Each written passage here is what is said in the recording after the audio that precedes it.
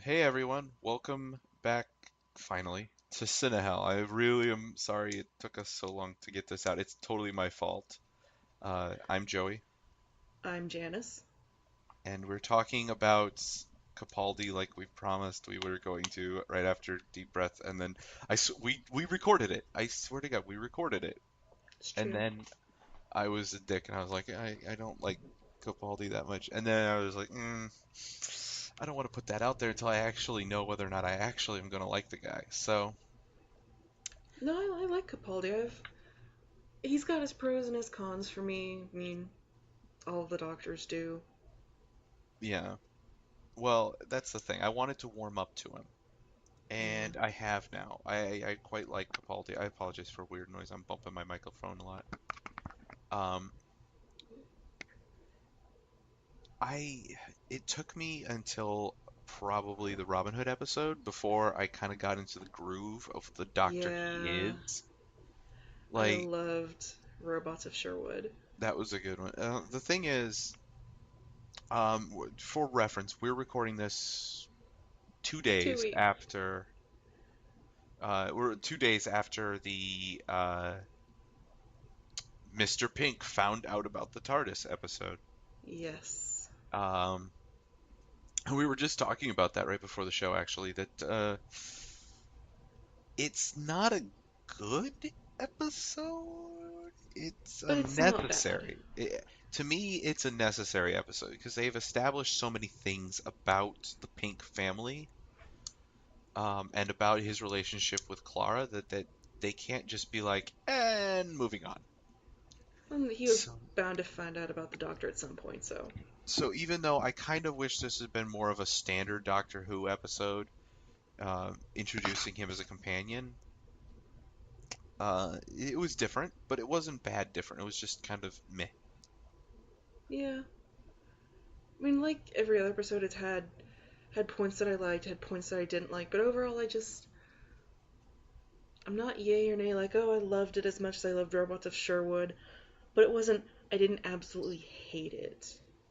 I've had now I liked Robots of Sherwood. I didn't love it, and I I'll tell thought you for the why. general campiness and humor, that's why I love it, but overall, it was still also kind of just a half decent episode.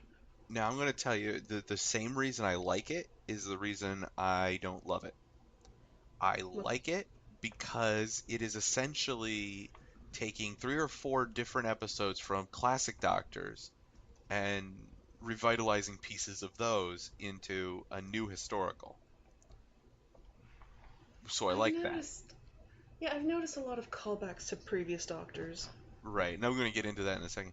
But that's actually the reason I don't love it is it had Robin Hood, which was cool because at least to my knowledge they've never had Robin Hood before. I've seen most of the episodes now of Classic Who and I don't remember Robin Hood being there, but there's only one other episode that's archery heavy that I can think of, and he wasn't in that. It took place in Victorian times, for the most part, except sometimes there were Nazis. It was weird, but Well, it's Doctor Who, so it's not exactly normal. but I really liked Robots of Sherwood. The Dalek episode, take it or leave it. Deep Breath, take it or leave it. I really, really, really liked the heist. Really, because I didn't care for it. Well, I think it's kind of you got to be first of all in the right mood. You got to be in the mood for a good heist story, and you've kind of got to be in the mood for a really campy, sticky kind To of me, it story. didn't feel like it belonged in the series so far. It felt like it had nothing to do with anything else in the series. Yeah, it was very isolated from all the other bits. But that was kind of nice. It was like a reprieve. It gave us the Doctor being the Doctor, and this is where we're going to come back to what you said. He calls back a lot to other Doctors. I I might be splicing in bits here where I talk about that where we don't know. Um, I don't know.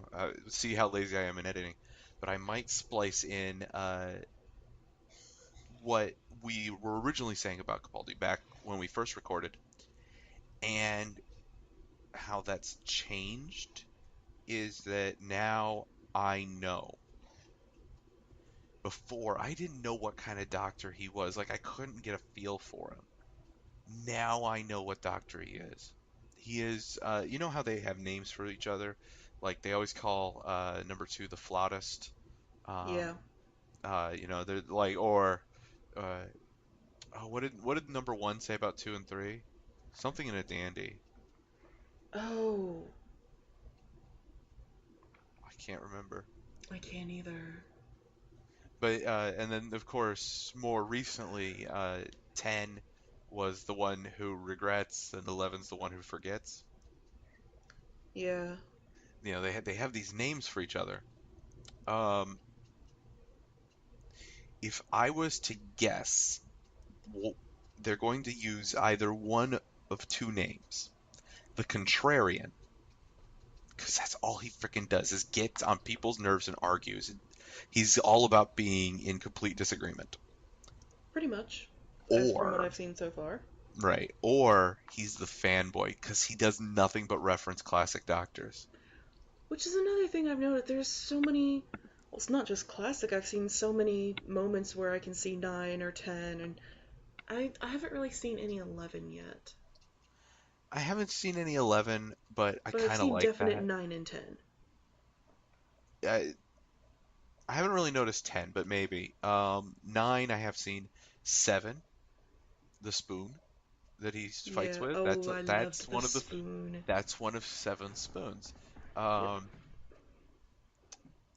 he kind of dresses and has a lot of the mannerisms of the first Doctor, which is understandable because Capaldi said His that he was a fan of the first Doctor. To me, his costume is mostly first with a hint of third. Yeah, yeah, Because he's you kind of can't got ignore that the snazzy red lining of his jacket. yeah, that red lining and the kind of the flourish with which he wears it is very Third Doctor. And his sword fighting, he mentioned several times about different sword fighting events that the Third Doctor went through because he was a fencer. He was the martial arts doctor. He was the James Bond doctor, as we referred to him when we had the our James Bond themed episode about Doctoro the Magnificent. I love Doctoro. That's such an unfair name for him because he's not the he's not the magician. The Seven is, but he just dresses like one. But there's so many like I hear Fourth Doctor references, Third Doctor references, Second Doctor and First Doctor quite a bit, and that's kind of nice. I also really like that he's very contrarian in that he doesn't like he seems to intentionally not understand things. Like even stuff that he knows. He's gonna pretend he doesn't know it. Like with Clara, uh, how can you think that I'm her dad? We're the same age. That cracks me up. Or you've bathed, and then later on, I bathed. Remember? Oh, good. I was going to mention it. He, the constant. He just The loves. snarkiness. Yeah, he loves to get on people's nerves, and it's not even so much snarkiness; it's just being a jackass. I love it. But it's Capaldi, and it's kind of what his thing is being a jackass. It's done really well. It, what threw me for a loop back in Deep Breath was that bit where he jumps out a window to get out of the house rather than using the door. Like he does that a lot. He uses the windows or he drops the TARDIS into closets a lot. Like he's just weird about how he approaches things. And for a while, I couldn't figure out what the hell that had to do with his character. And then it's his contrarianness. He's always out there to be an annoyance and to do things the way people don't want him to do, to see things the way people don't want him to see them. And that's just like that's the physical manifestation of it is that he always approaches things in a weird way. Like he sneaks up on friends, like he did with Clara in the restaurant. He snuck up on her. I gotta say, Um, he's always been outside the box, kind of weird like that. yeah, But this doctor is especially like he likes keeping people on edge, which kind of harkens back to the second doctor. If you remember the second doctor, he was the adorable bumbling buffoon that always somehow magically got shit to work Yeah, because he wasn't as bumbling or buffoonish as he acted. They did that a little bit with the Seventh Doctor in his first season too, but I I feel like maybe that's what he's doing here too. It's like he's not keeping people so much at their ease the way the second Doctor did, but he's giving off an air that does not speak of great intelligence and competence. So it still leaves people kind of like they're looking at him in the wrong way and they're not seeing where he's coming from, and on purpose. This way he can outflank you without you realizing it. I think he just enjoys feeling smarter than other people, and he kind of likes that quote unquote air of superiority that he has over them because he knows everything. Well, he is apparently the new version of Time Lords, which I've heard this complaint and I'm kind of in agreement with it. Diamanda Hagen's known for having this complaint. I think I've heard this from Nerdcubed as well. Who, by the way, if you guys haven't looked them up, look them up. They're cool. Why Nerdcube's all haven't you about done it video yet? games. Diamanda Hagen actually has her own podcast called Lesbian Talk, which they now have a regular Doctor Who segment on, which I love. I was going to say, how many times have we told you to go look up Diamanda Hagen by now? Well, if you've seen her videos, you might be scared.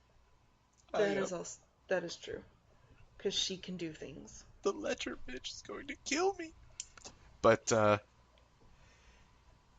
the complaint is that it used to be the Doctor was a member of the Time Lords, and not a particularly outstanding member of them. Like, he wasn't especially skilled as a Time Lord or especially smart as a Time Lord. He was just kind of an annoyance as a Time Lord. Like, he And he got kind on of other admits to Time being Lords' a nerves. coward as well. Yeah. Well, that's what he says. He runs away. He ran away from home. Uh, He ran away from the he's Time War. he ran away from the Time Lords twice. Yep. Once as their president, and which was hilarious. Like, yep, I'm president now. Bye, dude. You dick. You just caused just massive political upheaval, and then you're like, I got I'm other done. shit to do. But yeah, he ran from the Time War. He fled with the hand of Omega. In the very first episode, we don't find out about it for 30 something years. Um, that was when he fled to the 1960s to leave the hand of Omega in a graveyard where it would be hidden on Earth, away from other Time Lords. Um, like that's kind of what he does. He's always running. They Yep. make that reference a lot, yeah, with other doctors too, There's a that he's ridiculous the amount runner. of running. Yeah, he's always running, never looking back. Um, which But is now he's kind been of kind of true. forced to look back. He has, but you kind of see that too. Like, I feel like something about this season's going to be the promises broken. Um, because you start to see where he makes promises, but you never see him fulfill them. He promises people he's going to get them out of trouble, and then he lets them die. He promised that girl inside the Dalek, spoilers, that that he was going to uh, he was going to name something spectacular after her. We never find out if he Yeah. does. Um, he promised um, Madame de Pompadour, That Renette, she that that he would he come would back. come back, and he promised to never forget her. And what is the first thing he does in Deep Breath? Go, Madame de Pompadour. Doesn't ring a bell. Well, He forgot. later when he looks at the SS Marie Antoinette, he's like, "Oh yeah, it's the sister ship of the Madame de Pompadour." Well, it actually says that, which is ridiculous.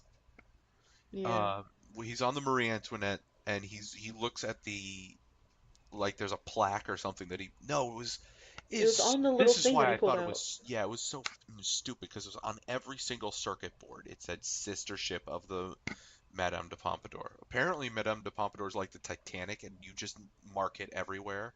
Like, oh yeah, welcome over to the sister ship of the Titanic. Like, uh, it must have been a really famous ship for them to put that on the circuit boards that only crew members would see. But yeah, he reads that, but he doesn't know what it means. He's like, Madame de Pompadour. Ah, that means nothing to me. And he puts it back. And he To be actually fair, though, outright says the it word, was the name close means to his nothing. it was close to post regeneration, so he was still kind of in a frantic state of mind. So I can kind of see him Maybe, forgetting it, and I can kind of overlook it, maybe, but I feel but not like, in a like it's not saying, oh, this is the reason he doesn't forget it. It's like I can kind of see why maybe he'd forget it, but all not right, well, really. let me tell you something. Here's the blow your mind moment. If this is about promises being broken, they're all going to Promised Land. Oh yeah. And I still want to know who Missy is so bad. And I know there's like a million and a half fan theories out there, but They said it's God. Moffat. They said God in that episode. In I the must most have missed recent it then. episode, I think it was either this most recent episode. I want to say it was this most recent episode, but it could be. No, yeah, it was because it was the police officer. Remember, the police officer was in the hallway, Yeah. getting interviewed right after he apparently died. He goes, "Oh my God!" And the dude just like throws this line out. Oh He's yeah, like, I was "Oh like, no, oh no she's got no. the I day was like, off." oh no, she's busy today. Yeah, Yeah, okay, yeah, I did catch that. yeah, and so I think that the implication is that she's got. But again, I hold that she's probably the Ronnie playing God. That's what she does. She So then loves to manipulate lesser technically, races, so. but then if they're all actually dead, because we did see them die, Will we see them come close to death? we don't actually see them die. Have you seen anyone die? Who's No. gone there so far? A police officer who was attacked by the robot, but all we see is a cutaway of the robot shooting. We True. don't see the police officer get hit. We The see soldier in the Dalek. the soldier in the Dalek, where we see the Dalek thing about to attack, and then her scream, close her eyes, open her eyes, and she's in heaven or whatever. And the robot And from the the first one. the robot fell and impaled himself. But how does impalation kill a robot? There's no evidence that that would have killed him, just incapacitated him. But then how So would you explain how they got from one place to another? what if it's a TARDIS? Well, I mean, it's like you have the implication of death. Well, if they're not actually dead, how did they get saved from death? Well, if a TARDIS materializes around them, This is the true. Doctor's done it to save people before, inadvertently in some cases. I forget there was an episode where he just, it might have been the TV movie where he materializes around a kid who's getting attacked, saves the kid's life. That could easily be what he did there. And then I know he's done it around Clara at least once. He's saved people from drowning that way. Um, so it's possible that another Time Lord's following him.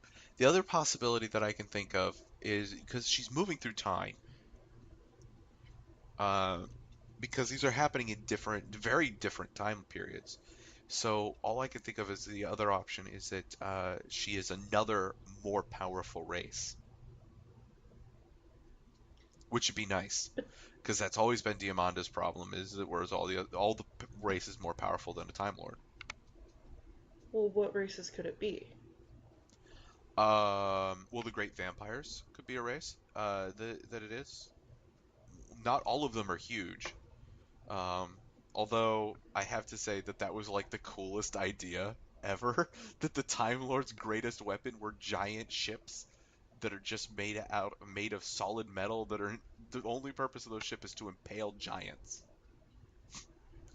but not all of the great vampires were huge. Some of them were human-sized. She could be a great vampire. They're time travelers. They're beyond the ken of even the Time Lords. Um, she could be I forget the race, the pig-like face guys who ruled um, the space between universes that Romana hangs out with for a while. Could be them. There's a couple of other races that are superior to Time Lords, like that are more powerful or more advanced than Time Lords. It's just the Time Lords, like their personal domain is time, and these other races that are more powerful tend to look at time as either something they want to take from the Time Lords, like the vampires, or something that's just it's just another medium to them, and it's not something worth devoting themselves to the way that Time Lords do. They're like, well, that's beneath us. Yeah. I think that would be an interesting concept to finally bring up is the more advanced, higher, more powerful races, whatever you wanna. Hmm. But at the same time, I'm afraid we may never see them. One thing I do want to ask about is I warned you, TV Guide is a horrible, destructive influence on humanity in that they gave spoilers. Horrible, destructive spoilers for fans. And they didn't treat it as as a deal. They didn't warn that this is spoilers. They're just like, yeah, well, they're gonna do this and this and this and this. And I'm like, well, thanks for ruining all those episodes. I appreciate it. Which And fortunately I I've never seen them. right. What was in there? It was in TV Guide magazine. And I happened to read it. One of those spoilers, I told you they're going somewhere, and I can't believe they spoiled it. You'll never believe it. Well, we've gone there now. What did you think about the return to Gallifrey? The Return to Gallifrey. Yeah. Remember the thing under the bed episode? Oh, but the Doctor doesn't know they returned to Gallifrey, does he? No. Um, I I think the way time travel works in respect to Gallifrey is like that there's like this unwritten law. You're never supposed to go back in your own timeline to I think Gallifrey that is actually. or to hit the history of Gallifrey ever. Like even the Time Lord is like, no, finger rubbing finger, no, no, no, no, no, no. You don't. Even though Gallifrey still exists in the past for him, he. So what I'm kind of getting the sense is that Gallifrey exists as a planet that he could get to if he wanted to, but it's so ingrained in him that he can't go back in time to a past version of Gallifrey, that he constantly wants to go to Gallifrey as it stands at this point in time relative to him. So it's kind of like how whenever he abducts a Londoner and he returns them 2 years later, 2 years have passed in London. It's kind of like that with Gallifrey. Like if he leaves Gallifrey for 100 years, he can't come back the minute he left. He has to come back 100 years later. Like that, like he feels obligated to do that. That's kind of the way I feel it because they went to Gallifrey what about 2,000 years in his past when he was a Oh, it little has boy, to be at least. and we know that 10 and 9, 10 and 11, and 12 all came back to Gallifrey to lock it in space and time. So they all showed up at Gallifrey in their TARDISes to do the wrap it up inside of a little hypercube. Pocket Universe. It like I didn't realize that because I always thought the way they described it very early on was that Gallifrey essentially was set kind of out of sync with the rest of time. Like the Dalek homeworld Oscaro and the Gallifrey, the homeworld of the Time Lords, both went out of sync. Like essentially they're always 1 second from now. So the planet doesn't exist to us, but it will be there a second from now, if that makes any sense. Um, which it shouldn't. But apparently, no, you can just go there whenever you want as long as you go to the past version of Gallifrey. So They never said you couldn't. he says he can't go back. A couple of times, 9 says he can never go back home. And I think 10 says it too. That I think his home Nine is says it gone. He more can't out go of. home. I think Nine says it more like out of shame that he can never go home. Maybe. Yeah, that's actually a really good interpretation. I hadn't thought of that. Because I just figured with the Time War and with him running away, figured it's shame that's keeping him away from. Yeah. Well, that makes sense. It's just the idea of him like bopping back in time to go to Gallifrey, because sometimes he's like, "Oh, I miss Gallifrey. It was so beautiful, with the silver trees and the purple sky and the, or The red grass. yeah, and the red grass and stuff." He always has these beautiful descriptors of it. And he's like, "I wish I could go back." I'm like, dude, go back to primordial Gallifrey. No one will Exactly. know. So I feel like there's something in like programmed into him that prevents him from doing that, like Time Lords, because they're kind of programmed to be Time Lords, like they undergo quite a bit of genetic manipulation. Maybe they've like coded it into him that he can't willingly go back in time and Gallifrey time, or maybe Hmm. he's just stupid. He's just in 2,000 years he's never thought, maybe if I just went back to when I was a kid, I could actually watch those fireworks again. Yeah, I kind of like that idea. I don't know. It's weird, but I really love that they went back in time, even though I watched that episode with Tanya and she was angry with it. She was actually angry at the end of the episode, and I was put out because they never, they didn't resolve it, and I don't like it when shows don't resolve stuff. Usually, the only thing I kind of excuse is when X Files pulls that. X Files is like it's not within our canon. I'm like, okay, you're X Files. You can say that. It's kind of like Lost. It's like, oh, we don't really know where we were going with this, so it is beyond our ability to know. Apparently, the writers of Lost didn't know where they were going either. Yeah.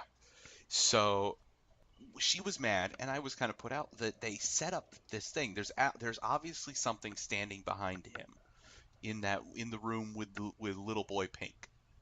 Yeah, whatever happened with that? Well, and the implication is like, well, maybe it really was just a kid from down the hall. First of all, that kid is going to be like a serial killer. If that was another kid, what kid sits on its knees, upright, in a bed, absolutely silent and still, coated with a sheet? Like that's a creature that loves to torment. That is not human. But the thing, it couldn't have been a kid because then it comes up behind the doctor and it's pretty tall. The doctor's like, well, maybe it just wants us to turn our backs. So they turn their backs, and it gets up and it gets really close, and you've got this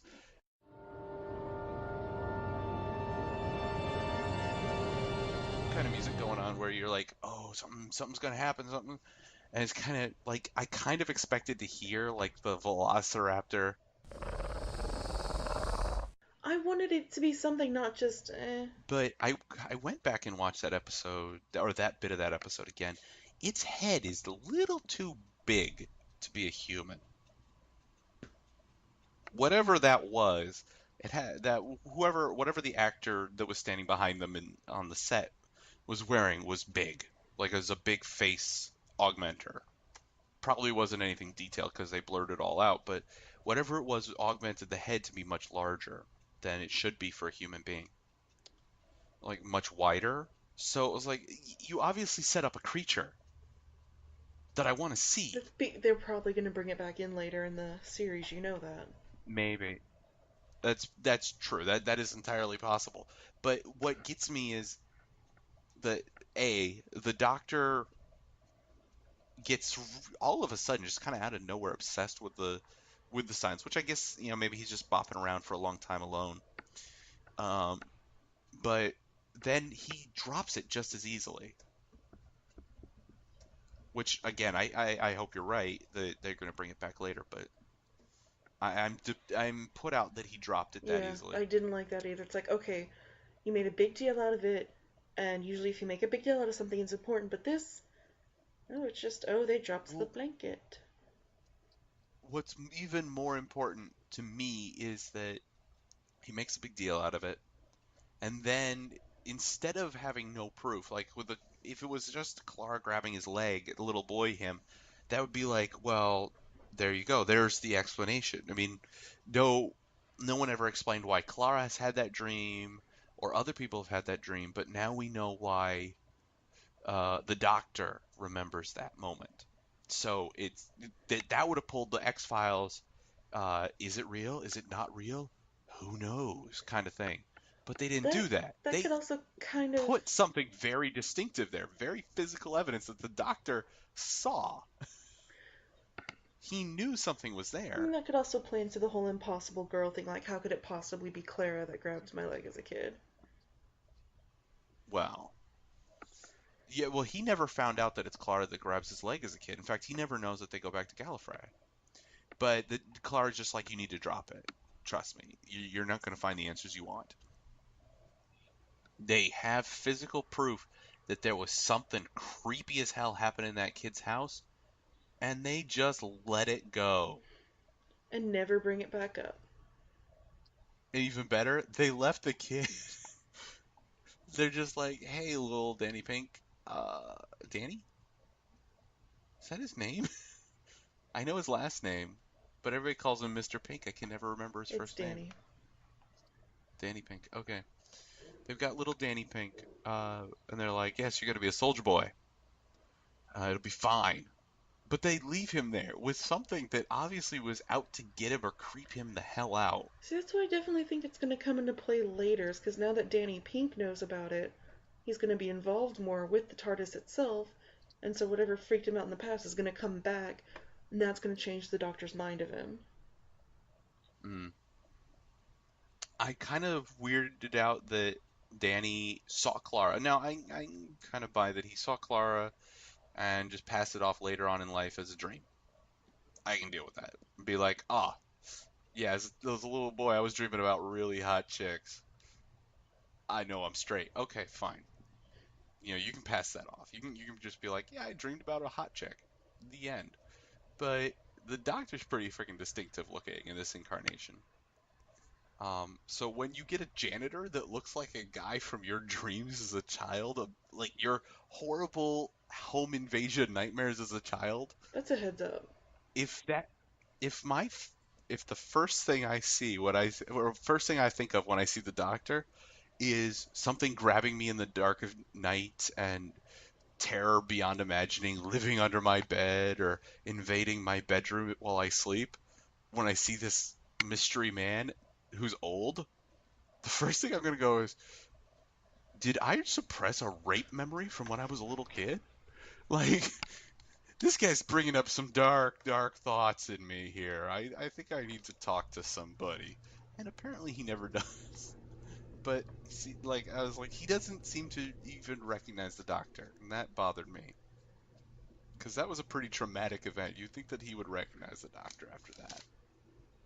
Modified memories or Well, no, not. because I didn't think it was the same person. Well, Yeah, it's the same one. It is the same Danny Pink as a little boy. That's why Clara tries to stay away from him as much as possible.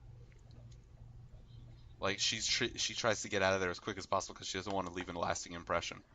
and then I liked it later when they kind of brought it back up again. It's like, okay.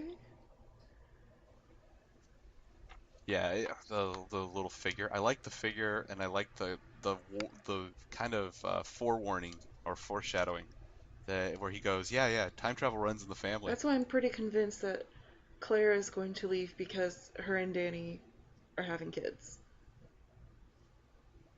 I don't think so. I don't think they might get together, but I don't know. I think that we might be in for a sudden twist where Danny goes with the doctor for a little while, or he goes with Clara and the doctor for a little while. And the reason I get that feeling is because the little girl from the most recent episode, Yeah.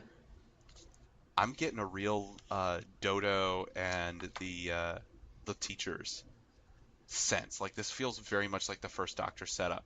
You've got a girl who's very ditzy, not very good student, traveling with two teachers who have a romantic relationship, and the Doctor.